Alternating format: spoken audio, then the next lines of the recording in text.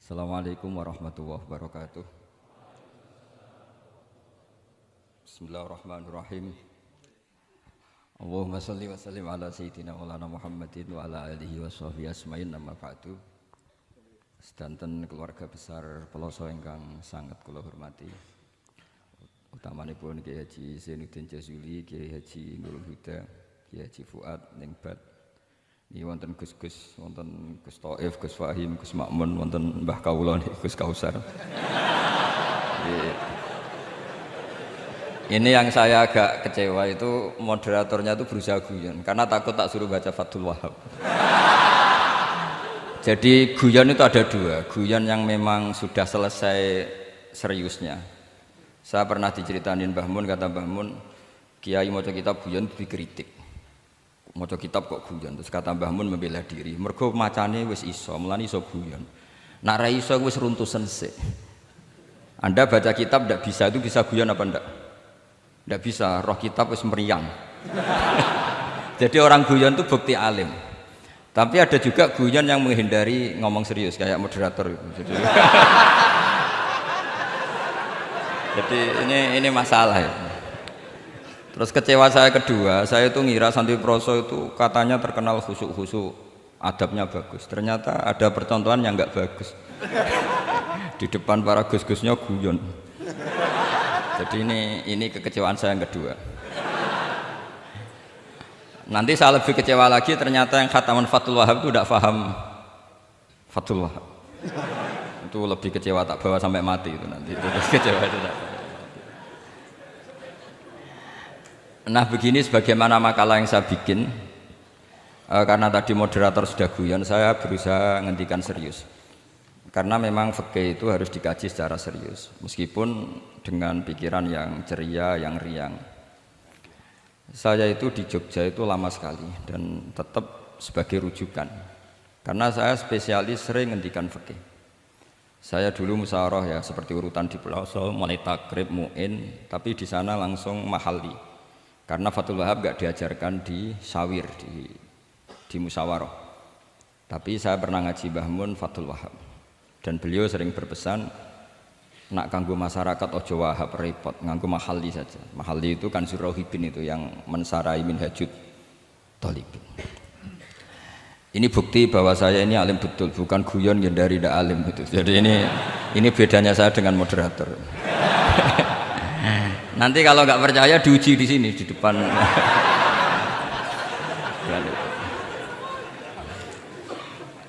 Saya ngaku alim itu bukan karena sombong, tapi keharusan. Karena begini ya, kalau kamu punya istri mau melahirkan, itu mesti nyari tulisan bidan.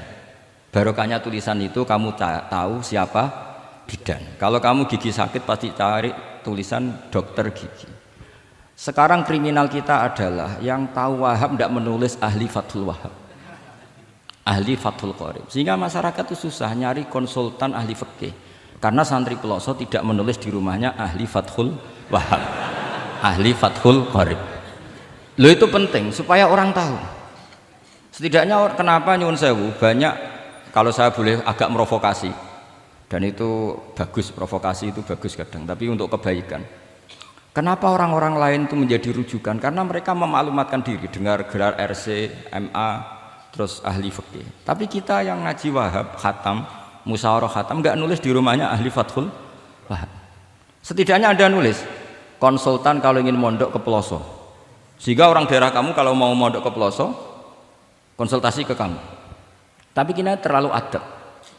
Padahal awalun nubuwah itu dimulai dari at-tahaddi. At-tahaddi memaklumatkan diri kalau beliau adalah seorang nabi. Jadi kalau kamu boyong harus memaklumatkan diri. Saya tidak bakul-bakul, saya ahli Fathul Wahab. Lah ini khataman Fathul Wahab cerita baku. Wah itu innalillah wa inna ilaihi raji'un. Ini harus gimana mau? Ya Anda harus tersiksa dengan keterwakilan oleh ini.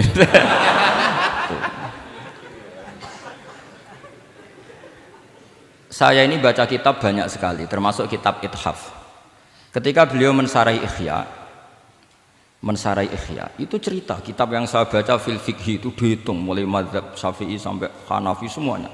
Saya baca kitab tasawuf ini. Jadi memaklumatkan diri. Awal dari nubuah itu memaklumatkan diri. Sehingga orang gampang nyari. Kalau orang bisa nyari bidan, nyari dokter gigi karena tulisan. Kenapa orang kesulitan nyari ahli Fathul Qarib? Kalau kamu ahli konflik tulis saja, konsultan spesial cerai karena pengalaman pernah cerai, tulis saja.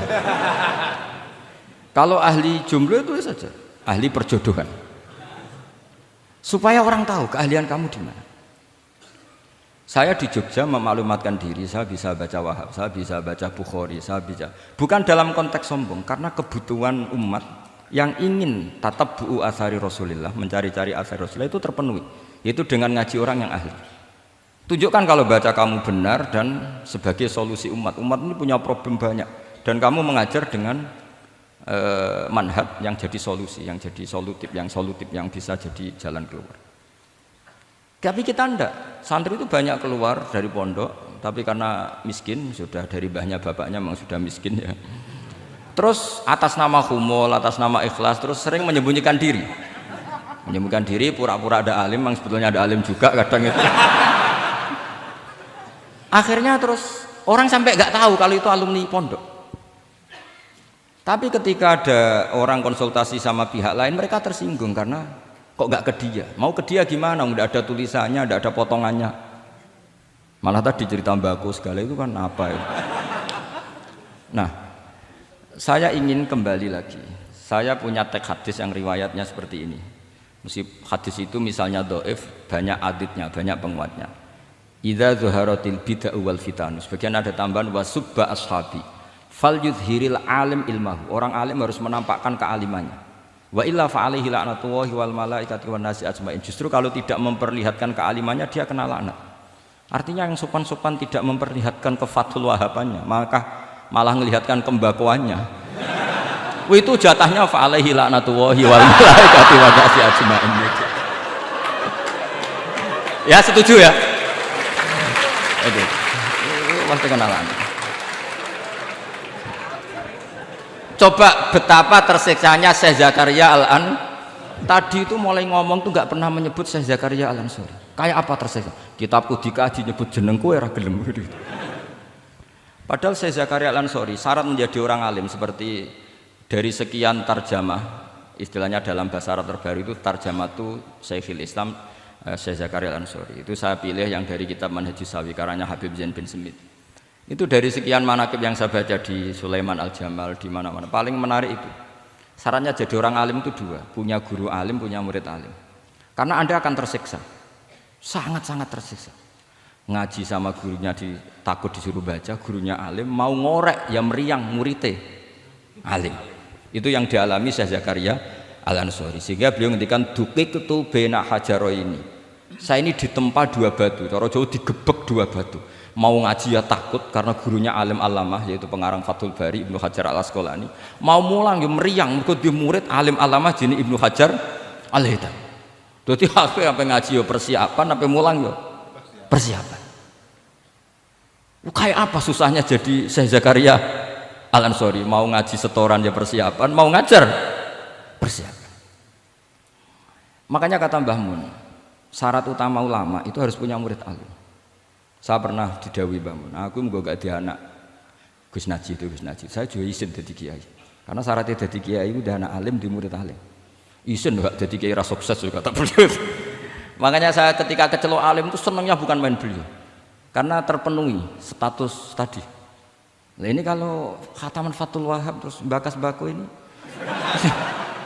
Ini roh Kiai Jazuli tersiksa ini gimana?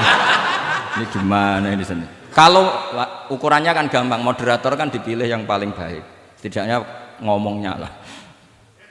Kalau tidak ilmunya ya ngomongnya. Terus Anda terwakili oleh orang yang enggak jelas. Enggak, saya gojlok ini enggak dosa, karena kalau betul saya ini dosa karena ngerasani orang, berarti jadi kafarah dosanya dia. Soal saya kan amalnya sudah banyak, aman lah. Aman, jadi nanti. Jadi kalau jatah hasanah saya harus diminta dia, tak kasih aja. Gampang. Masih surplus banyak. Ya masih surplus, masih banyak. Kan orang itu kalau baca Quran satu huruf itu dapat 10 kebaikan. Saya ini hafal Quran, sudah agak terhitung itu sudah. Itu untuk kamu tak saati satu huruf cukup nanti kalau kalau nanti nuntut di akhirat itu tak kasih satu huruf itu cukup. Jadi, ya nggak apa-apa, nanti silahkan nuntut nanti di apa akhirat. Tapi kamu lebih saya tuntut. Kamu itu siapa kok nyuruh saya di sini itu? Dosanya lebih besar lagi itu. Saya teruskan ya, saya cerita yang serius. Syarat jadi orang alim itu punya guru alim, punya murid alim. Karena sebagian dari ilmu itu bukan ditempa guru tapi ditempa murid. Imam Fathul Bari, Sahibu Fathul Bari yaitu Syekh Ibnu Hajar Al-Asqalani. Itu beliau sangat mencintai Nabi Musa justru karena dengan tanda kutip protesnya. Jadi ketika Nabi Musa diajari Nabi Khidir dari awal sudah ngendikan innaka inni ala ilmin, atau innaka dulu ya gak apa-apa, dibalik-balik gak apa-apa karena semua kitab kadang riwayat fil makna. Innaka ala ilmin allamaka wah malam a'lamhu wa inni ala ilmin allamanillah malam ta'lamhu. Kira-kira terjemahan bebasnya, kamu punya ilmu yang diajari Allah saya tidak tahu, saya punya ilmu yang diajari Allah kamu tidak tahu, maka innaka lan tastati'a ma'iya sabra, kamu tidak mungkin bisa menyabari saya, bisa memaklumi saya. Tapi kata Nabi Musa, tidak, saya harus belajar sama Anda. Oke, silahkan belajar, tapi jangan tanya.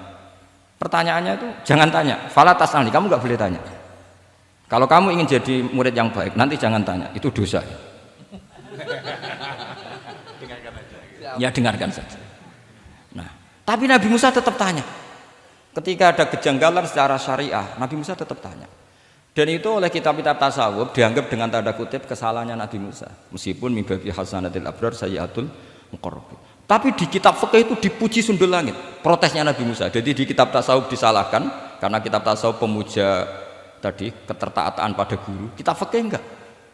Ini bukti adallud dalil bahwa Musa itu orang pilihannya Allah. Dia tidak sabar, beliau tidak sabar kalau melihat kemungkaran. Jadi gugatannya Nabi Musa dianggap apa suratu ghiratihi fillah atau suratu ghairatihi fillah. Ada yang baca ghairah, ada yang baca biro. Ini karena ngadepi santri Fathul Wahab, saya terpaksa baca 2 kali. Siji ben ketok alime, nomor loro nak kowe ra iso tak warai, nak maca. Karena dalam kiro asap ya mesti gitu, kalau enggak doikin ya dikin. Karena yang satu cara berpikir masdar itu aslul mustaqot, maka enggak perlu kena harokat munasabah. Jadi saro yasiru sairon, tidak perlu siron. Faza yafuzu fauzan, tidak perlu fuzan karena master aslu mustaqot, jadi tidak perlu kompromi dengan harokatul munasabah. Tapi orang Arab tetap bilang dikul maisha, apa tetap bilang dikul maisha. Tapi qiraah kita fala takufi doiqin, bukan pakai apa dikin ya, makanya kemungkinannya 2. Saya baca 2 kali ben ketok alime karena saya ini menghormati sampean. Mosok ngundang wong ra alim kan sini-sini wong. Nomor 2, anak kue raiso tak warai kalau bacanya itu 2. Jadi andai kan saya ngajar di pondok pelosok, saya baca mesti 2 kali. Wayah sibu zaitun kada, wayah sabu zaitun kada. Karena dalam qiraat sab'ah ada yang baca yahsibu, qiraat kita baca yahsabu. Tapi guru-guru kita kalau ngajar fikih itu bacanya yahsibu. Tapi kalau baca Quran yahsabu. Ya kan Quran kita kan ayah sabu Allah yaqdiru alaihi ahad, bukan dibaca ayah sibu. Saya teruskan. Jadi syarat jadi orang alim itu harus punya guru alim dan murid alim. Imam Fathul Bari ketika menganalisis Nabi Musa itu beliau memuja Nabi Musa. Ini bukti ghirahnya Nabi Musa yang luar biasa. Beliau paling tersinggung kalau untuhikat hurumatullah. Orang sudah ditolong kok gak matur nuwun malah merusak perahunya. Jadi itu secara syariat itu mungkar. Kalau mungkar ya harus diprotes. Artinya itu sifatu madhin, protesnya Nabi Musa itu sifatu madhin, bukan sifatu dhammin. Itu Ibnu Hajar Al-Asqalani, gurunya Syekh Zakaria Ansari. Ketika orang tasawuf nganggep yang dilakukan Musa itu agak-agak mazmum karena protes sama guru. Pertanyaan saya ke anak-anak Fathul Wahab, kamu milih siapa? Milih partainya Ibnu Hajar Al-Asqalani apa milih partainya orang tasawuf? Selama ini roh potongan ini sampean milih sing tasawuf. Karena sampean dengan ilmu pas-pasan ini enggak suka kalau ada murid tanya. Mboten ngaku mawon. Tapi karena tadi logika syariatnya kata Ibnu Hajar Al-Asqalani, Musa itu kalimullah termasuk ulul azmi, sementara Khidir hanya seorang nabi. Apa yang dilakukan Musa tentu lebih keren karena beliau seorang nabi dan rasul. Jadi jangan kira terus di situ merupakan mangkobah, satu derajat yang luar biasa bagi Nabi Khidir mengalahkan Musa, itu enggak. Tapi ini juga mangkobah bagi Musa, betapa enggak sabarnya beliau ketika untuhikat furumatullah. Dan itu Ibnu Hajar Al-Asqalani dalam bingkai itu. Jadi beliau itu sangat ringan sekali. Artinya gini, kita bahas Zakaria Al-Ansori enggak bisa tambah bakas gurunya, yaitu Ibnu Hajar Al-Asqalani. Nanti saya bakas muridnya. Lah yang mulai bakas muridnya itu kamu harus siap-siap. Karena kiai-kiai di pelosok itu alim alama. Masalahnya nanti pasti di muridnya. Saya Zakaria Al-Ansori aman karena punya murid Ibnu Hajar Al-Haytami. Ibnu Hajar Al-Haytami aman karena punya murid Zainuddin Al-Malibari yang ngarang ya, mulai jenengan ini. Jadi masalah bukan pada gurunya, tapi pada siapa? Muridnya. Terus Ibnu Hajar Al-Asqalani itu orang yang luar biasa. Saya pengagum beliau karena saya kalau baca Bukhari pakai pertolongan sarah beliau yaitu Fathul Bari. Itu beliau kalau protes, sukanya memang protes. Beliau itu nakot itu ahli kritik, ahli protes. Beliau termasuk sering kritik Imam Nawawi, kritik orang-orang sebelumnya. Tapi ya dalam konteks kebaikan. Imam Nawawi itu punya sarah namanya Syarh Muslim Lin Nawawi. Terus beliau punya kitab fikih Minhajut Thalibin yang disadur oleh Syekh Zakaria dari Manhajut Thullab. Yang satu pakai Minhajut Thalibin jamak mudzakkar salim, yang satu pakai Manhajut Thullab pakai jamak taksir. Kitab Minhajut Thalibin sendiri dari kitab Muharrar karangan Imam Rafi'i, terpaut sekitar 3 orang sampai ke Imam Rafi'i dari Imam Nawawi. Imam Rafi'i ngarang itu dari Al-Wasid, Al-Basid dan Al-Wajiz karangan Imam Ghazali. Dan itu saya punya. Kitab indukannya Imam Ghazali Nihayatul Matlab fi Dirayatil Mazhab saya juga punya karangannya Imam siapa? Haromen. Terus sampai Mukhtasarul Muzani. Saya tadi sempat bawa kitab Mukhtasarul Muzani. Bareng ngerti ini kok jadi pengajian umum lemes ya. Waduh, mau nyalahkan Gus Kausar Mbah nggak berani. Tapi saya tadi matur sama Gus Kevin, Gus ini kok jadi pengajian umum, nggak tahu. Sebenarnya saya ingin anak Wahab saja terus tak marahin terus pulang. Tapi ini di depan orang banyak, kalau marahin kan nggak baik ya sudah saya tak rileks saja. Tak ceritakan bukti keseriusan fikih itu dikarang. Misalnya begini, ini contoh Zakaria Al-Ansori, Syekh Zakaria Al-Ansori ketika dengan tanda kutip sering bilang wa ta'biri bidzalik aula min ta'biril asli kadan atau a'ammu min ta'biril asli kadan. Kenapa ada gugatan takbir? Karena takbir itu apapun hebatnya, karena dikarang seorang manusia itu ada falta, ada keterselipan di situ. Meskipun satu kedipan mata yang beliau salah, ya Rabbus. Misalnya begini, definisi sholat ya kita kan sering dengar sholat itu apa? Umumnya orang kan aqwalun wa af'alun, muftatahatun bitakbir, muftatamatun bitaslim. Pertanyaannya definisi itu tidak jamek mana? Karena hunaka sholatun la qawla fiha wa la fi'la, yaitu sholatuman ajrus sholata biqalbi. Kalau sholat itu adalah harus ada akwal, yaitu kayak baca Fatihah dan syahadat di tasyahud sani, harus detail, sama nggak boleh nyontohkan kayak tasyahud di tahiyat ula, itu kan hukumnya sunat. Kalau kamu nggak bakul-bakul harus tahu kayak tasyahud di tahiyat saniyah, atau karena yang tasyahud awal sunat. Ada akwal kayak Fatihah tasyahud fit tahiyatis saniyah. Terus ada af'al. Tapi pertanyaannya, hunaka sholatun la qawla fiha wa la fi'la, yaitu sholatuman ajra sholata biqalbi. Maka perlu ditambahkan walau hukman, meskipun akwal dan af'al itu hanya secara hukum. Karena kalau hanya itu tidak jamek manek kalau dalam bahasa mantek, atau tidak mutorid akis, tidak memasukkan semua fardun min afrodil mu'arraf. Jadi kula ngetok nang alim demi ngergani sampean supaya ketok nak sumber utang ora salah. Mau salahnya ngatur kiai itu ya agak salah, itu agak salah betul. Saya itu juga agak gimana. Besok itu saya diminta Gus Reza misi sama Gus Reza. Gus Reza itu cucunya Mbah Karim. Mbah Mun dulu ngaji Mbah Karim. Jadi orang kok kayaknya manfaatkan saya sak karepe dhewe gitu karena saya ini memang kalah tua terus ini. Padahal saya kalau mau angkuh ya, kalau saya boleh sombong, itu buyut saya ketujuh itu namanya Mbah Soleh bin Asnawi Sepuh, itu gurunya Mbah Soleh Darat. Dan Mbah Soleh Darat gurunya Mbah Hasim. Tapi angkuh kan haram, jadi ya sudahlah pakai tawaduk saja. Sebenarnya kalau saya boleh angkuh, kalau sampean malah lebih bisa angkuh lagi, ketemu di Nabi Adam. Lebih. Putu Nabi. Saya ulang lagi. Kalau kamu mengkaji Wahhab secara serius, itu kajilah seperti saya ini. Bahwa hukum itu harus dibenturkan dengan fardul masalah, dengan pengandian masalah. Misalnya begini, kalau ada hewan ketabrak truk jago, tentu kita diskusi hanya ayam jago, karena kalau ayam kecil kan gak eman, kelepek-kelepek meh mati. Cara pikirannya sampean ini yang anak-anak Fathul Wahhab itu boleh disembelih apa enggak? Tanpa disembelih pun pasti 1 menit lagi mati, atau setengah menit lagi mati. Karena dia kejat-kejat hanya prosedur kematian, memang syaratnya harus kejat-kejat. Tapi kan dia sudah tidak punya hayatun mustaqirrah. Kalau kamu pas musyawarah Fathul Wahhab itu disembelih halal apa haram? Tidak, sampean jawab saja, enggak usah sungkan, enggak usah jawab aja. Ini ada Gus Makmur, ada Gus Wahim. Halal apa haram? Cara pikirannya Syekh Zakaria Al-Ansori, bajuri itu haram karena dia tidak punya hayatun mustaqirrah. Oke, haram. Karena yang dikatakan penyembelian adalah menghilangkan nyawa karena penyembelian, sementara ini tanpa disembelih sudah mati. Tapi pertanyaannya gini, tapi nanti kalau disisir dari bab tabdzir, masa kewan jago larang mubadzir? Maka menurut mazhab Imam Malik, pokoknya keceluk di nyawa. Angger keceluk di nyawa disembelih ya halal karena jenenge nyembelih hewan yang masih hidup. Senajan tau wis kejet. Kamu milih mazhab Maliki apa Syafi'i? Ini ayam jago loh, bukan ayam kecil. Karena kalau yang kecil kan ikhlas.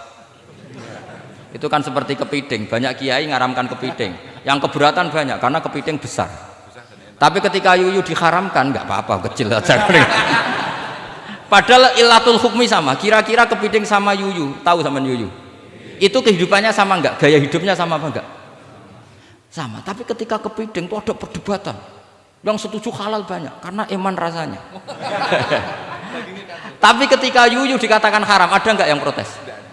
Nggak ada. Ikhlas semua kayak gitu. Ini ahli fikih apa ahli nafsu gitu.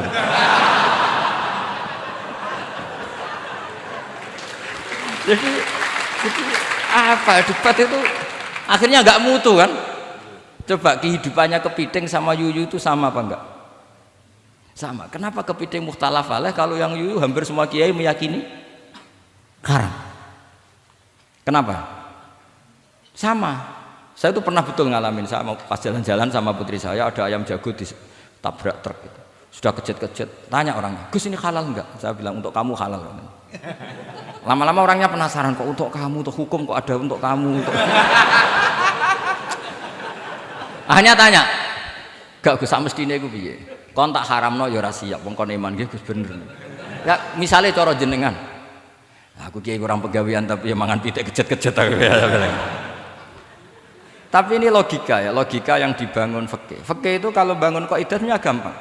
Fikih itu gampang sekali karena sesuai fitrah manusia. Misalnya fikih itu kadang saya baca itu ya tertawa. Coba orang wajib mandi karena keluar mani. Ya sudah keluar mani wajib mandi. Sebetulnya keluar anak itu tidak ada hadisnya, nggak ada dalilnya. Tapi wajib mandi orang nifas itu karena mengeluarkan anak. Itu orang-orang fikih yang masih asli itu kalau bilang ya li anal walada maniun munakidun. Ya kadang-kadang sembrono. Ya enteng saja. Mbah jenengan tak nonton tenan kok ngendikane gitu. Li anal walada maniun munakidun. Jadi sampean itu ya maniun nah gitu. Jadi khurujul mani itu ya punya far'ul hukmi yaitu khurujul walad. Sama-sama yujibul ghusla. Karena sama-sama apa? Maniun batin mbah tak nut-nut tenan kok terus ini ngajak guyon apa piye gitu. Dan ulama itu memang rileks. Ketika Syekh Zakaria Al-Ansori membela mazhab Syafi'i yaitu dalam konteks tahur. Kita tahu kan kalau ghafir itu mengampuni, kalau sering mengampuni disebut ghafur. Syakir orang yang terima kasih, kalau sering syukur disebut syakur. Sehingga rata-rata sifatnya Allah itu ikut sifat mubalaghah, wahhab, faul ya. Ya kan itu aturannya gitu kan, fa'alun aw mif'alun aw fa'ulu fi kasratin an fa'ilin badil. Nah, logikanya kalau wa anzalna minas sama ima'an tahura, artinya kalau nak maknani gini, wa anzalna lan nurono ingsun Allah minas sama isange langit, nurono ma'an ing banyu tahuron kang iso nyucikno bolak-balik.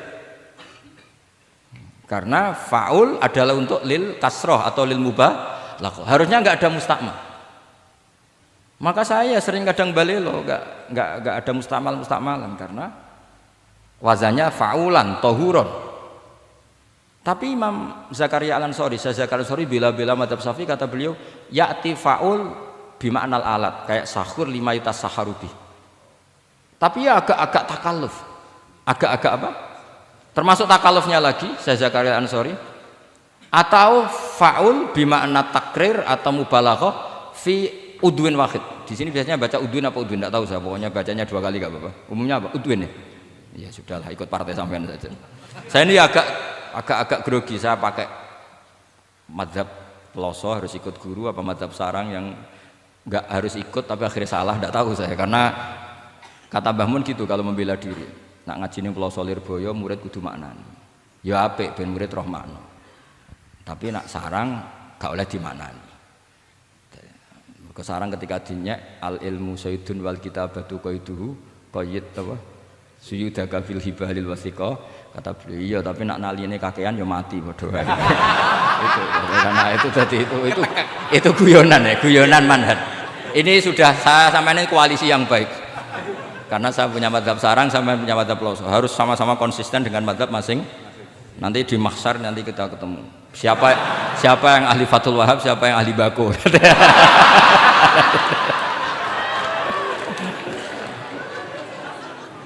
Nah, pikirannya Fathul Wahab kalau sampean khatam betul itu untuk takrir tapi fi udwin wahid, yaitu air yang sudah mensucikan ini misalnya masih bisa mensucikan ini, yang bisa mensucikan asal masih fi udwin wahid. Ya sudah, di situ saja takrirnya atau mubalaghahnya di situ, bukan ke anggota yang lain. Oke, itu meskipun agak, tapi Imam Malik dan semua ulama hampir mengatakan tohur itu ya tetap di kasrotil istimal, artinya ya sudah bisa takrirut tathir. Tapi yang bilang tathir digugat lagi, digugatnya gini, tohur itu mubalaghah dari tohir, bukan dari mutohir. Ini kalau sampean Fathul Masail, sampean nggak pernah tahu Fathul Masail sedetail ini, nanti diulang lagi khatamannya. Tohur itu bukan mubalaghah dari tohir, tapi dari mutohir. Padahal bahasan kita tentang tathir, bukan tentang tuhur. Sampean mikir toh?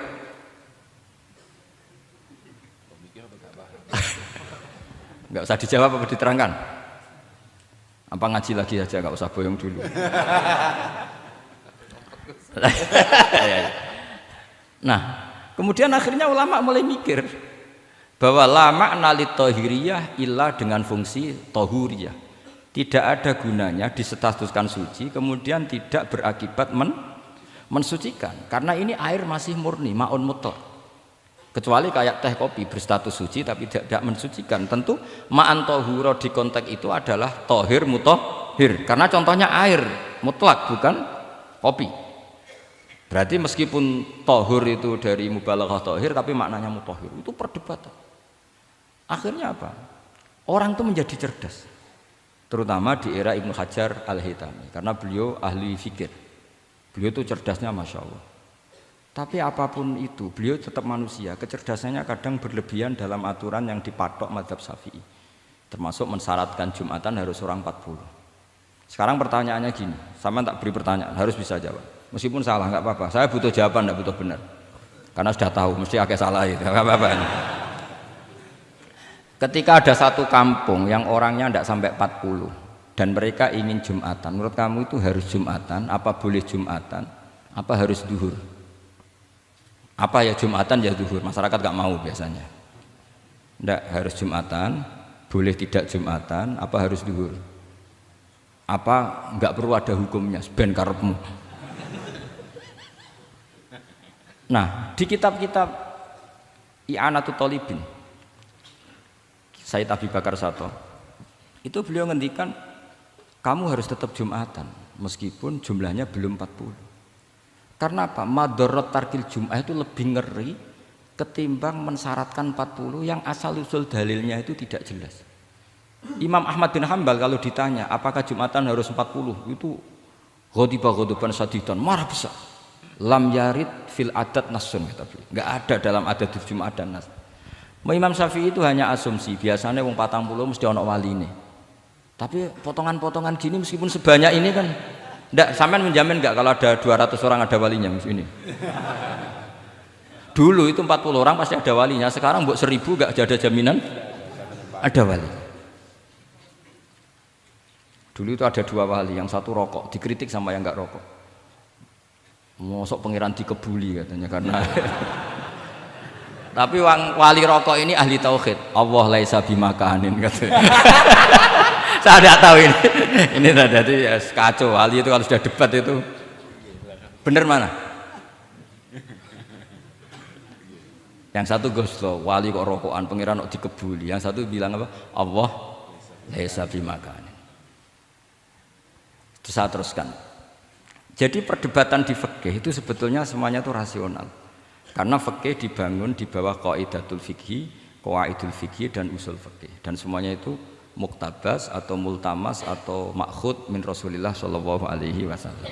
Sekarang saya beri satu analogi. Pernah ada satu kejadian Rasulullah sallallahu alaihi wasallam menghentikan la yusalliyanna ahadukum illa fi Bani Quraidah. Kamu jangan sholat asar kecuali sampai Bani Quraidah. Kira-kira saya ngomong sama santri, kamu jangan sholat asar kecuali sampai Lirboyo. Sebelum sampai Lirboyo ternyata kadati samsu antaghruba, matahari hampir tenggelam. Fariqun minhum, sebagian dari sahabat milih sholat di tengah perjalanan meskipun itu belum sampai Lirboyo. Alasannya musyaroah fil waktu supaya tidak qadha. Yang sebagian milih sholat di Lirboyo meskipun ba'da antaghruba samsu, meskipun matahari sudah tenggelam. Ketika dilaporkan ke Rasulullah itu falam ya'nif, ada yang baca falam yu'annif wahidan, tak baca 2 kali karena ini nanti bisa jadi debat kusir. Sampean bacanya ya'nif apa yu'annif enggak tahu, pokoknya saya baca 2 kali. Kalau baca sampai 3 kali yang 3 salah karena memang pilihannya hanya 2. Kalau ada pilihannya 3 tak baca sampai 3 kali. Nabi tidak menyalahkan salah satunya. Yang satu pakai konstitusi yang namanya asar itu ya qabla antaghrubas samsu. Yang satu cara berpikir Nabi jelas mansus harus di Bani Quraidah. Sekarang pertanyaannya, kaidah umum tentang, saya ulang lagi, kaidah umum tentang asar itu qabla ghurubis samsi dilawan nas harus di Bani Quraidah, menang mana? Nas sama kaidah umum, kira-kira kalau kamu menang nas. Tapi pertanyaannya, nas itu butuh mahal. Tentu boleh seperti itu, asumsinya Nabi adalah jangan-jangan sampai sana memang belum ghurubus samsi. Maka makna yang mesti benar adalah Aisari'u fil masjid. Kamu harus tergesa-gesa jalannya sehingga potensi menangi asar di Bani Quraidah. Jadi unik. Terus itu difahami pentingnya musyaroah fil iktida. Jadi kalau anut Kanjeng Nabi harus musyaroah. Nah, musyaroah ini pula yang menjadi basis fikih. Makanya ulama dulu kalau ngarang fikih itu gampang sekali.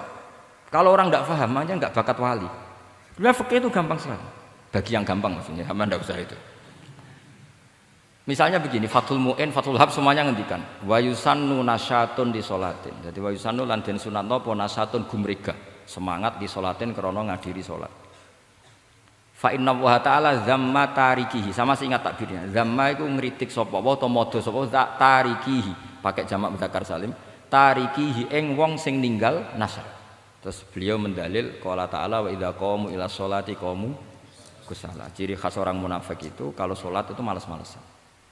Maka saya itu sering bilang ke santri saya, pokoknya nak jamaah kudu ono melayuni, entah berapa kadarnya harus ada melayuni. Guling-gilingan musyaroah. Karena di semua teks kebaikan adalah fafirru ilallah. Lari, ada unsur larinya, ada unsur musyaroahnya. Nah, lalu lama-lama mengatakan makna hadis ini yang mesti adalah pentingnya musyaroah. Enggak perlu berdebat tentang boleh enggak sholat qabla lusul ning Quraidah atau tidak. Tapi harus, karena begini, yang mesti salah begini, ternyata kayak melakukan santai-santai ngopi sik, rokok sik, jagungan sih.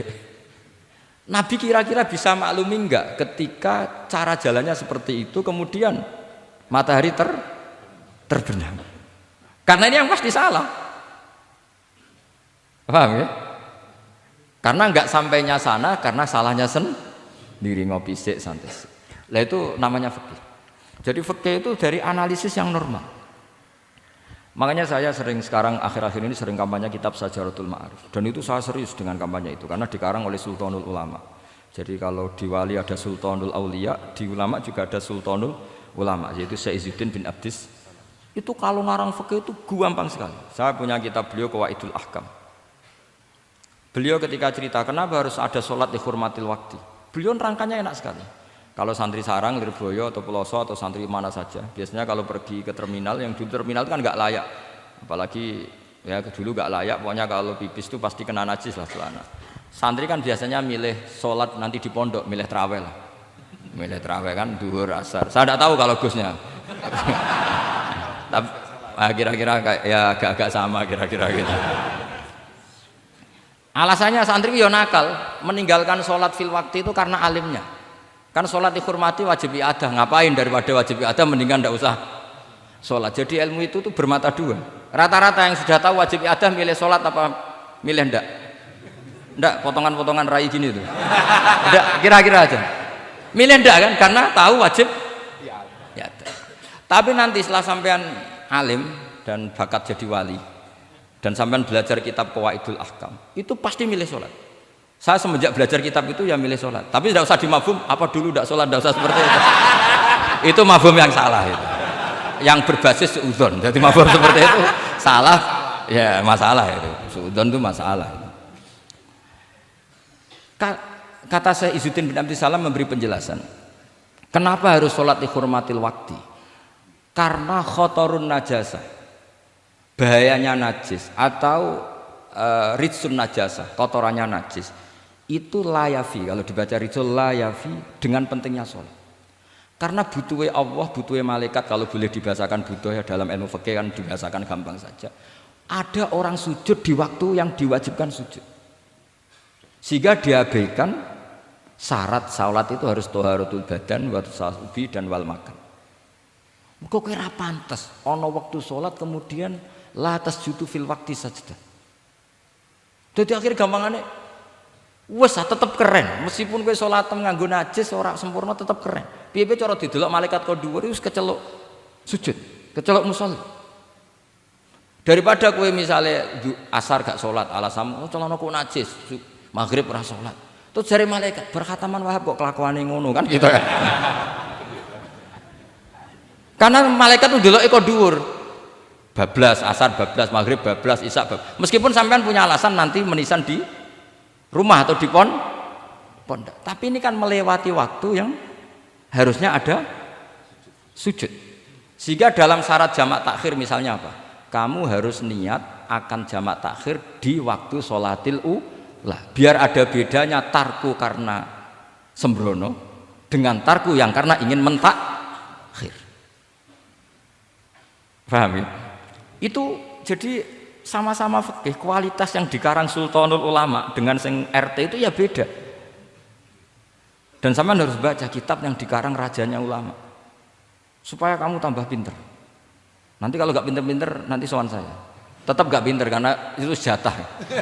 Jadi, makanya ada usah sowan ya, nanti gak ngefek juga gitu. Itu Syekh Izzuddin bin Abdis Salam.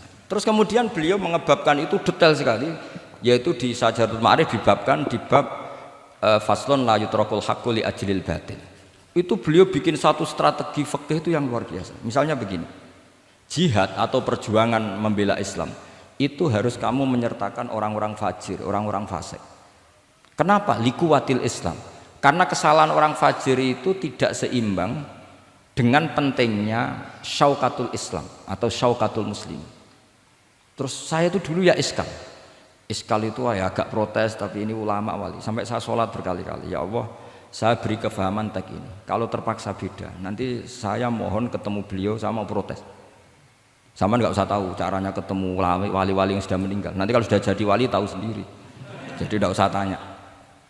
Akhirnya saya sholat dan akhirnya faham tanpa ketemu. Karena saya bayangkan ketemu ya lebih sulit, mendingan minta faham timbang minta ketemu. Logikanya begini, misalnya nyun sewu kita fi daril harbi, bayangkan kita di daril harbi atau zaman Indonesia dijajah Belanda. Saya ulang lagi ya, dalam konteks jangan sekarang, contohnya sekarang nggak perlu perang, zaman dijajah Belanda. Kita misalnya milih pasukan Hizbullah dan Sabilillah selektif, yang sholatnya benar, yang puasanya benar, yang toharohnya benar. Kira-kira dapat pasukan berapa coba? Nggak, jawab saja. Kan hanya dapat pasukan sedikit. Sementara misalnya Belanda bisa pasukan banyak karena tanpa seleksi. Di sini nih hebatnya Rasulullah Shallallahu Alaihi Wasallam. Kata beliau wal jihadu madin mundu ba'atsan ya Allah ila yaumil kiamah sampai ila ayyuqatila akhiru ummati ad-dajjal la yubtiluhu jawru jairin wala adlu adilin. Sebagian riwayat langsung wal jihadu tetap wajib pun alaikum ma'akul libarin wa fajirin. Nah, penjelasan Nabi kenapa kita harus berjuang mengawal Islam meskipun harus ma'akul libarin wa fajirin. Ya kalau di isim fa'ilnya umumnya guru-guru kita baca barin, tapi untuk masdarnya untuk kebaikan bacanya apa? Birun. Nanti kamu protes, oh barun itu daratan Gus, kalau birun itu kebaikan. Aku itu macaku kamus luwih suwi bocah kok sembrono.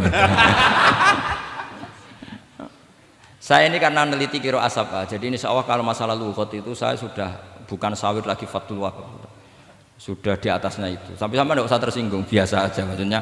Karena ini kompetisi, kalau sama nggak cocok ya harus bersaing, jangan geremeng tok.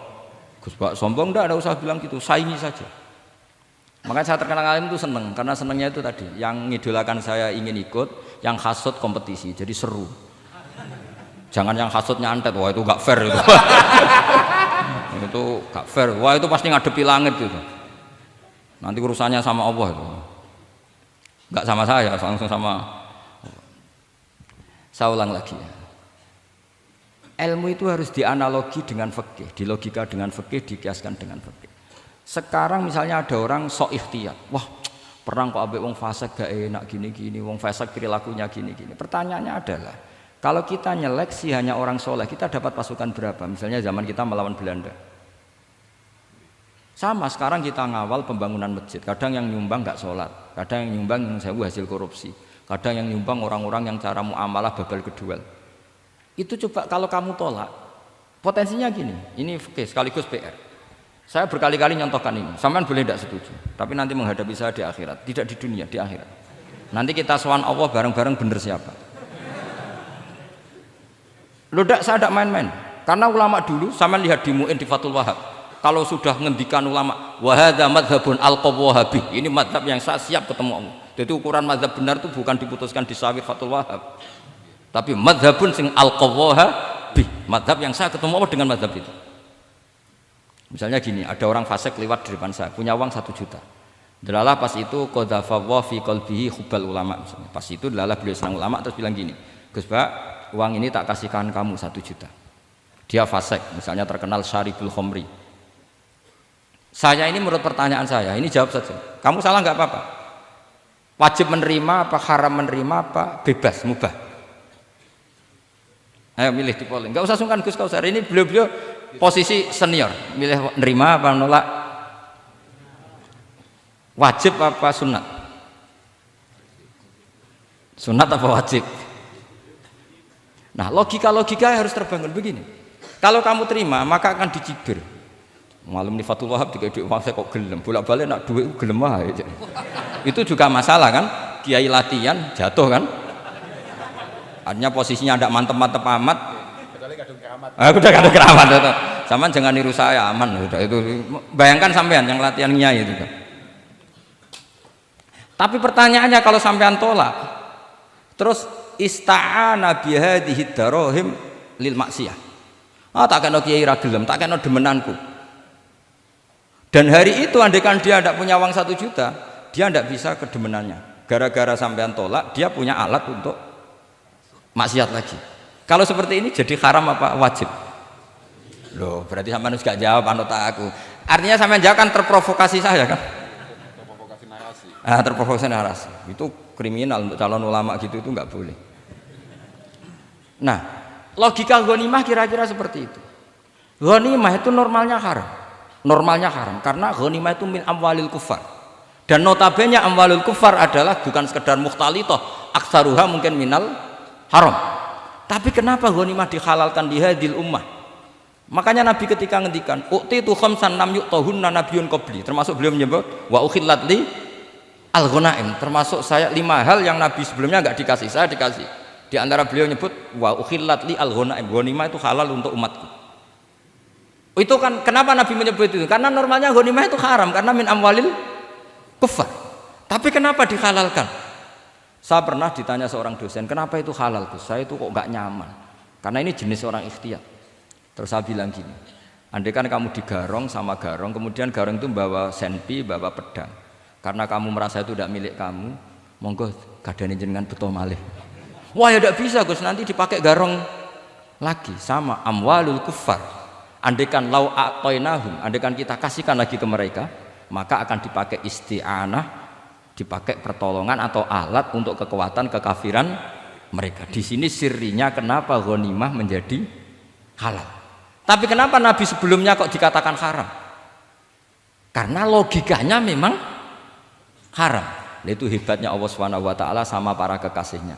Ada kekasihnya yang dipilihkan haram, yaitu Nabiun qabla Rasulullah SAW, karena normalnya memang haram. Ada Nabi yang fikihnya lebih dinaikkan lagi, yaitu dihalalkan supaya harta ini tidak dipakai i'anah alal maksi. Sampean milih fikih mana coba? Lah saya berharap pintere Khatam Fathul Wahab itu paling enggak sampai seperti ini. Bariku nantang saya enggak apa-apa. Tapi nanti ketemu di akhirat. Nah itu fikih. Jadi fikih itu, nah tapi kan iso wae Gus nampani khadzun nafsi lah, itu mulai masalah kan. Makanya yang seperti itu jangan untuk khadzun nafsi, karena kita butuhnya itu nyita supaya ini enggak dipakai kekuatan maksiat. Jebule mbek kon malah go ngopi rokokan. Ini orang kan terus curiga, jebule nek ambek duit ya do gel. Buktikan kalau Anda tidak pakai. Kamu terima sebagai penyitaan, tapi Anda tidak pakai. Wah itu hebat. Tapi kalau kamu terima wajib, kemudian kamu pakai poya-poya, wah itu ya fikihnya benar, kelakuannya ora benar. Nah saya berharap Anda memahami fikih itu sampai seperti saya ini. Syukur-syukur lebih. Meskipun ya agak-agak mokal tapi bisa diperjuangkan itu. Enggak apa-apa. Kamu doa di saat istijabah, ya Allah saya ingin mengalahkan Gus Baksa, ridho dengan doa itu. Tapi tak jamin enggak mustajab. Karena sudah berbasis ghil, kebencian itu. Doa yang berbasis hasud pasti tidak mustajab. Ya, sulit. Jadi makanya saya relax kalau ada kompetitor, karena tadi pasti. Jadi fikih itu gampang. Misalnya begini lagi, saya beri sekian contoh. Di sini tadi saya minta Gus Kevin untuk membawakan Babul Hijrah, juz 4 kitab Mahali. Karena Mahali itu namanya Kanzur Rohibin sebetulnya, cuma yang ngarang Mahali lebih terkenal dengan istilah apa? Mahali. Beliau nyarai kitab Minhajut Thalibin. Imam Mahali itu senior. Jadi Syekh Zakaria Al-Ansori itu ya beliau sudah menyulap Minhajut Thalibin jadi Manhajut Tulab, tapi beliau ikrar kalau itu awal-awalnya dari Imam Jabah. Nah, sekarang pertanyaannya gini, saya misalnya nempat di Korea Selatan atau di Amerika, saya sudah punya tanah di sana, saya ulang lagi punya tanah di sana, punya komunitas di sana juga saya nggak diperlakukan buruk, bisa sholat, bisa puasa. Hukumnya saya pindah ke Indonesia atau ke Mekah atau kemana saja, hukumnya haram apa boleh? Saya tidak mendapat perlakuan yang macam-macam. Kalau saya disakiti dan dipaksa menjadi kafir, maka wajib hijrah. Kalau nggak ada pemaksaan itu, kira-kira hukumnya gimana? Ada ulama yang mengatakan hukumnya haram hijrah, harumatil hijrah. Karena apa? Li alla yastauliya bitil kalbuqah atau tikal buqah al kufaru. Karena sebetulnya kamu tidak dianggap sekedar pindah ke Indonesia, tapi membiarkan tanah yang dulu kamu pakai sujud, tanah yang dulu kamu pakai sholat, tanah yang sudah menjadi komunitas muslim menjadi komunitas kafir. Berarti dianggap pembiaran. Itu fikih. Jadi fikih itu logikanya sebetulnya normal. Maka seperti ini, saya masih ingat betul pernah didhawuhi Mbah Mun ketika di Madinah. Nak zahire hadis ya, iku Sayyidina Ali ku ya ono salah. Ndak salah loh redaksinya, ono salah. Mergo Nabi sering muji wal Madinatu khairun lahum law kanu ya'lamun. Madinah adalah kota terbaik. Sataftahuna kadza wa kadza, Nabi sampai gitu. Tapi Nabi selalu ngendikan wal Madinah khairul. Tapi Sayyidina Ali tetap pindah ke Irak, Kufah ya, zaman itu terkenalnya istilahnya Kufah karena belum ada istilah Irak. Ke Kufah. Pindah ke Kufah, kemudian beliau menyebarkan Islam di Kufah. Terus punya murid awal namanya Hasan Basri, murid paling sukses. Itu orang-orang Basrah, bukan orang Temanggung, orang Basrah. Itu orang Basrah. Semua riwayat mengatakan itu orang apa? Basrah, jelas bagul-bagul. Bukan. Itu sangat jauh dari. Nah, Karena Hasan Basri murid paling sukses ini pindah ke Basrah, maka ilmu setelah itu Basrah. Sehingga idakhtalafatil Kufah wal Basrah quddimatil Basrah. Akhirnya menyebar sampai Baghdad, jadi Qubbatul Islam. Orang bisa dikatakan alim kalau sudah dikatakan alim di Baghdad. Termasuk Imam Syafi'i itu ngajinya di Baghdad. Padahal beliau lahirnya di Gaza. Huzah itu kalau sekarang itu apa? Gaza. Askolan itu juga Palestina. Nah, dawe Mbah Mun. Tapi Sayyidina Ali ku wong alim. Saiki nak wong Islam tengok-tengok ning Madinah berarti membiarkan bumi Allah di sana-sana itu tanpa ada Islam. Akhirnya Sayyidina Ali tidak mengikuti dohire hadis. Tentu Nabi Sayyidina Ali pasti mengikuti hadis, tapi hadis wal Madinatu khairul lahum law kanu ya'lamun itu ada konteksnya. Keluar dari Madinah linasril ilmi itu juga ada konteksnya. Sehingga kenapa dulu ketika futuhat, saya ulang lagi ketika futuhat, itu banyak sahabat yang sudah di Madinah mapan, ketika Mekah sudah takluk 100% sama Sayyidina Umar ditawari, halla raja'tum ila Makkah tatufuna bil baiti kada wa kada wa fadliyatus salat fil haram ka alfi salatin fi, itu dipuji-puji. Mbok yo pindah ke Mekah, Mekah sekarang sudah milik kita, salat di Mekah itu ka alfi salatin kada wa kada.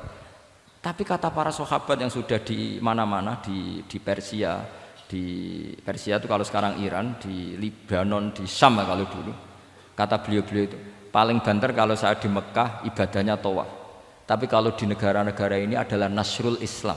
Wa nasrul Islam itu da'bul ambiya bihada ursilatir rusul, karena nasrul Islam itu para rasul diutus. Akhirnya mereka terus hidup di mana-mana, termasuk muridnya Sayyidina Ali. Menurut sebagian cerita terus pindah ke Baros itu. Kemana? Baros. Jadi Islam pertama di Indonesia itu muridnya Sayyidina Ali yang di Sumatera itu. Nah, pertanyaannya adalah, kalau kamu punya murid atau anak pamit mau kuliah di Jerman atau di Australia, kamu milih melarang apa menyuruh? Kalau melarang, kalau menyuruh takut katut perilaku barat. Kalau melarang berarti kamu membiarkan Jerman tanpa ada yang sujud.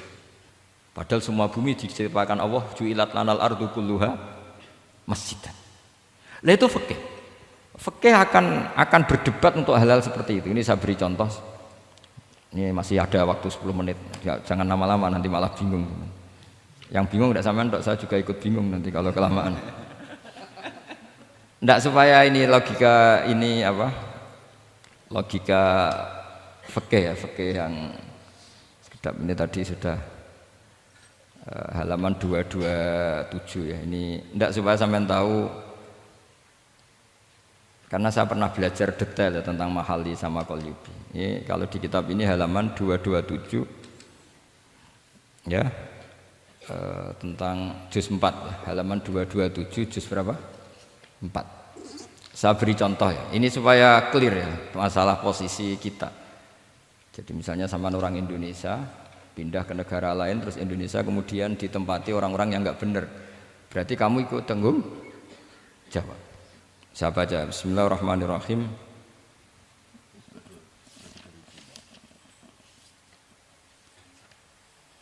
Ya, halaman 227 ini barusan tak cari karena halaman kitabnya beda-beda. Bidaril harbi. Terus ada kata-kata fa'in roja madzukira. Roja itu kembali ke kalau seseorang itu bidaril harbi, berharap masyarakat situ bisa Islam, bisa dakwah, fa muqamuhu afdal. Saya juga mau baca makom apa mukom. Di sini umumnya baca mukom apa makom? Mukom ya, karena dari madi aqoma yukimu iqomatan, berarti kan mukim. Kalau mukim ya resikonya harus dibaca mukom. Tapi kalau ada yang baca makom ya jangan dimarahin, mas, kasihan. Bakul bakowe bukan bener itu loh. Fa in roja madzukira fa muqamuhu afdalu. Au qadara alal i'tizali harumatil hijratu. Umumnya di sini baca harumat atau hurimat? Ya boleh dua, boleh harumat, boleh hurimat. Kalau itu masih li alla yastauliyal kufaru ala mahallihi fayasbahu darul kufri. Jadi artinya gini, misalnya saya di Jogja misalnya, atau di Jakarta atau di Batam, di situ atau di Papua, di situ kamu merantau di sana sudah bisa menciptakan komunitas Islam. Kemudian kamu pindah, itu bukan dianggap pindah secara mubah karena kangen keluarga, enggak, tapi ada masalah. Setelah kamu pindah ini yang menghuni siapa? Jangan-jangan min dari sujud ila niklab misalnya. Itu fikih. Jadi fikih itu sebetulnya normal saja. Tapi karena kita baca tidak detail, terus kayak apa gitu, kayak fikih itu aneh semua. Dasar gak bakat alim. Jadi sebetulnya fikih itu normal. Gitu. Makanya kembali ke tadi, kalau orang alim tidak mau izharul ilmi, fa alaihi la'natullahi wal malaikati wan nasi ajmain. Misalnya saya ini terkenal membawa Islam yang mudah, yang menyenangkan. Orang itu sampai maksiat itu cari kesenangan. Orang sampai maksiat itu karena cari kesenangan. Tapi kalau kesenangan itu tidak didapatkan fit to'at, karena to'at dikampanyakan secara agak teroris. Kamu sholat tidak mesti diterima, karena baju kamu nggak mesti semuanya halal. Sujud kamu tidak mesti diteror, sehingga orang yang sholat tuh, sholat di orang mesti ditompo, mendingan nggak sholat. Kita ini kan mikir seperti itu. Coba nyuwun sewu, kalau orang-orang Kristiani, kalau kampanye gimana? Setiap orang mati bersama Bapak di surga. Sementara kita sudah kiai mati masih didoakan ingkana muhsinan. Itu murid kita loh. Itu kan gak sopan sekali. Murid dongakno gurune ingkana muhsinan. Gurune kok muhsinane ditaklek ingkana muhsinan. Cara aku dadi gurumu sembrono guru darane. Susah ya apa sih muni kana muhsinan ije dikein. Wah itu kan saya belum pernah doakan Mbah Mun gitu. Kalau saya mendoakan beliau supaya diampuni, doa saya tak rubah gini. Ya Allah antal ghafur wa anta dzu maghfirah.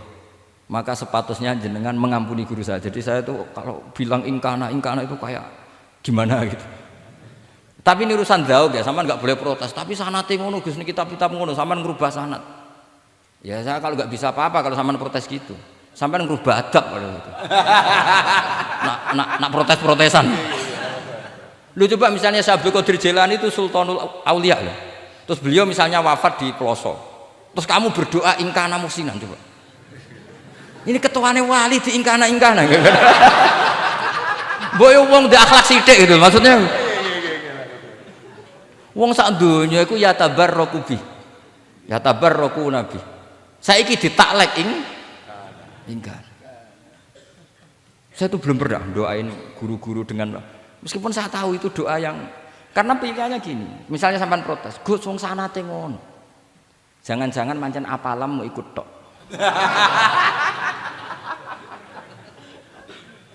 Loh Imam Syafi'i itu kalau doain mayit, ini sekaligus ijazah tapi haram ditiru. Ya tapi ijazah tapi haram ditiru. Imam Syafi'i itu pernah ngecewakan seseorang karena beliau itu idola. Ada orang meninggal, beliau diminta rawuh. Doanya hanya gini tok, ya Allah, Engkau itu tetap menjadi Tuhan meskipun tidak menyiksa orang ini. Jadi menyiksa orang ini tidak kebutuhan Engkau. Kalau tidak jadi kebutuhan Engkau ya tidak usah dilakukan, Gus. Itu terus pulang keluarganya gerembeng, iki piye ndonga ngono tok. Tapi satu keluarga itu diimpeni mayit itu diampuni gara-gara doanya Imam Syafi'i. Ya Allah, anta ghaniyun. Anta itu ghaniyun an adzabin. Engkau tidak perlu menyiksa orang ini. Engkau tetap Tuhan, tanpa menyiksa orang ini tetap Tuhan. Jika itu tidak kebutuhan engkau, ya sudah tidak usah dilakukan. Terus iya. Jadi kalau saya doain guru-guru ya Allah sifat ghafur engkau itu pasti efektif. Enggak mungkin sifatnya jenengan kok boten tembus. Ya sudah, ya seperti itulah ya Allah.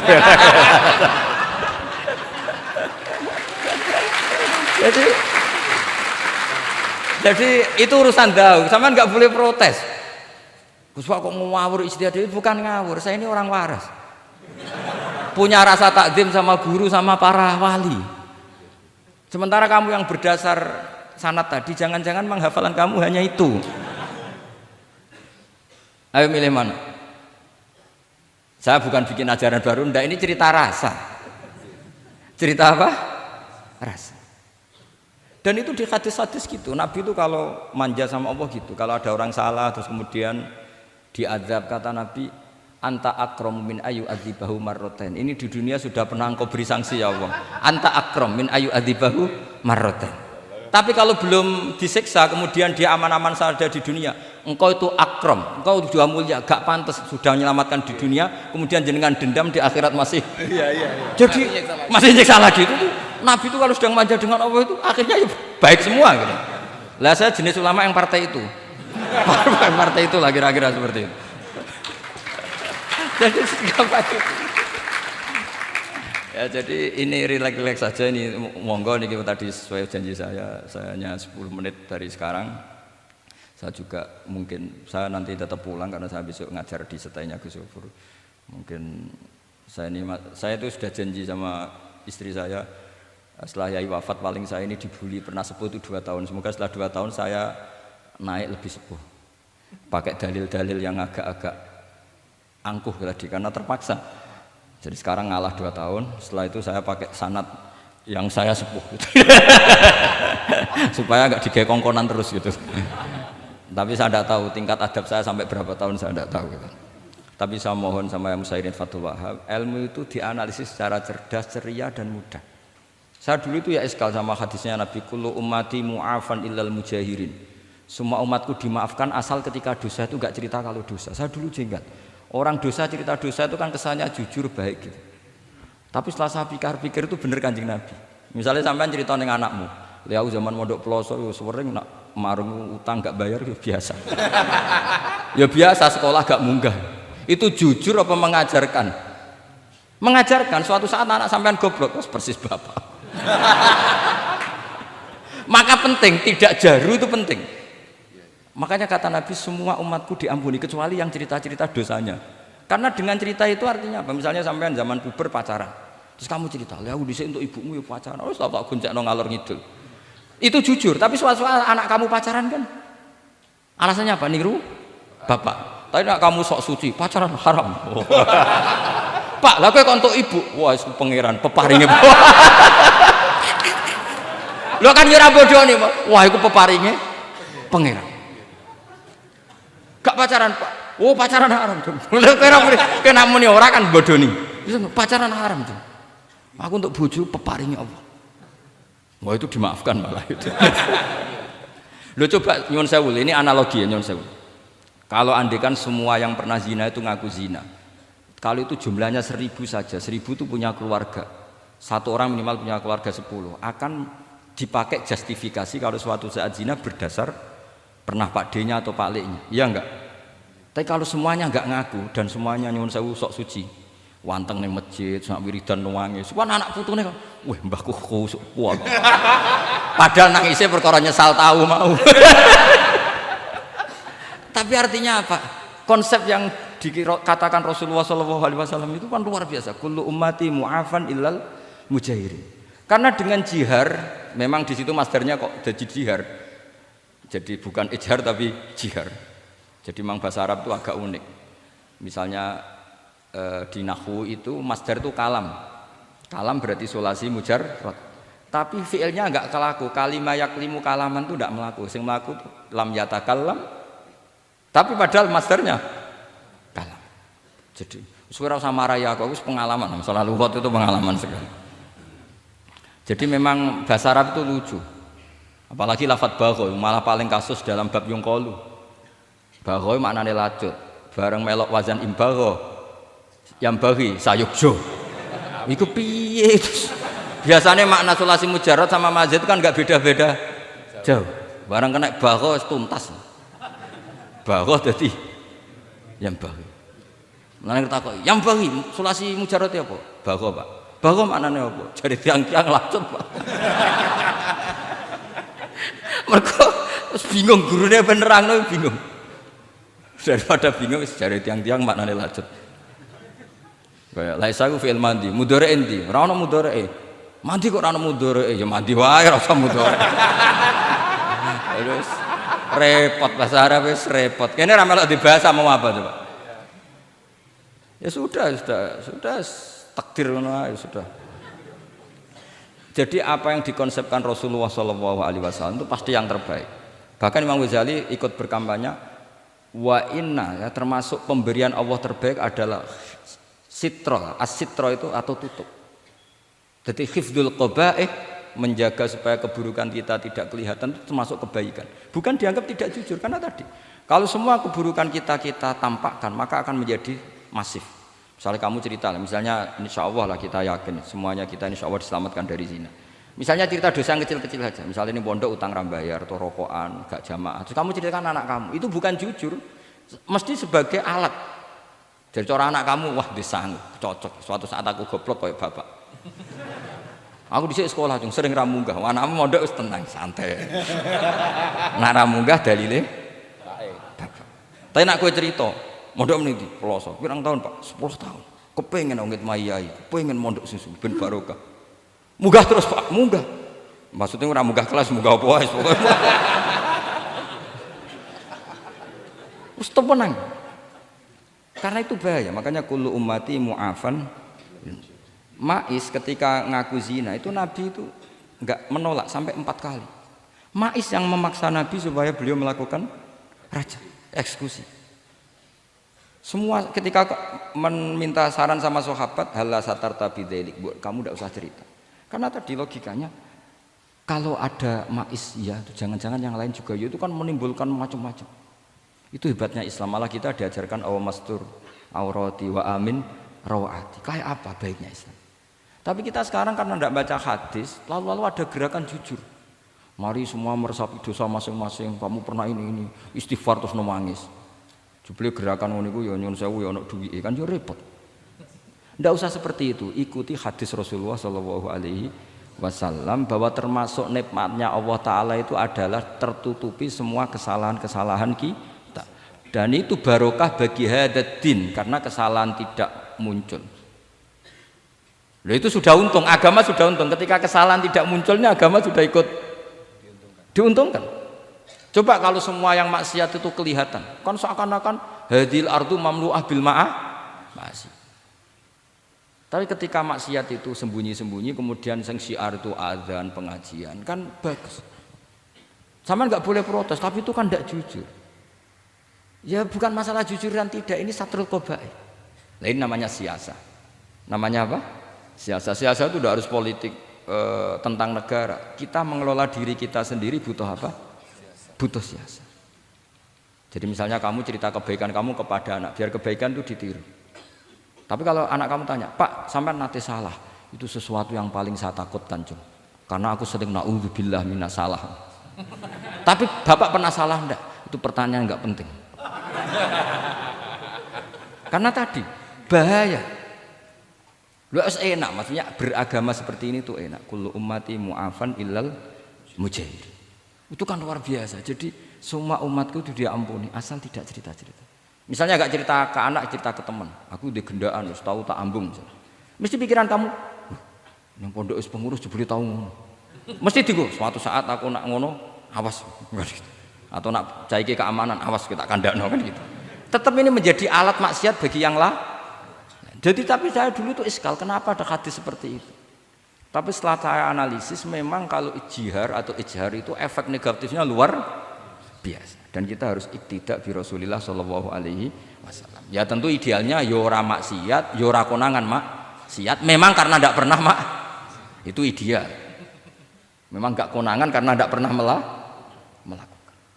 Ya saya kira demikian. Saya mohon supaya ya tadi ya saya Fathul Wahab dari kitab Manhajut Tullab. Itu dikarang Zakaria Al-Ansori piyambak Zakaria. Tapi kitab itu sebenarnya dari Minhajut Thalibin. Minhajut Thalibin dari kitab Al-Muharrar. Itu dari kitab Basit, Wasit, Wajiz. Terus itu dari kitab Nihayatul Matlab fi Dirayatil Madhab. Itu mensarai kitab Mukhtasarul Muzani. Karangannya Imam Muzani ketika diimlakkan Imam Syafi'i. Karena semua karangan Imam Syafi'i itu amla alaina Syafi'i.